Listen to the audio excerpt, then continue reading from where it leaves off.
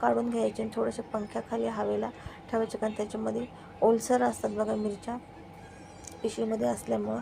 तर हे असे प्लॅस्टिकच्या डब्यामध्ये आपण टाकून ठेवू शकतो आणि वरतून न्यूजपेपर किंवा आपला जो टिश्यू पेपर आहे तो सुद्धा वरतून ठेवू शकतो, कारण झाकण लावल्यामुळं ना डब्याला पाणी सुटतं आणि ते पाणी सुटलेलं ते मिरच्यावर न पडतात जे आपले जे टिश्यू पेपर किंवा न्यूजपेपर लावू त्याच्यावरती पडतं, त्याच्यामुळं अजून आपल्या मिरच्या चांगल्या टिकतात. हे बघू शकता मी अशा प्रकारे मिरच्या देठं काढून घेतल्यात, अशा प्रकारे ठेवत आहे.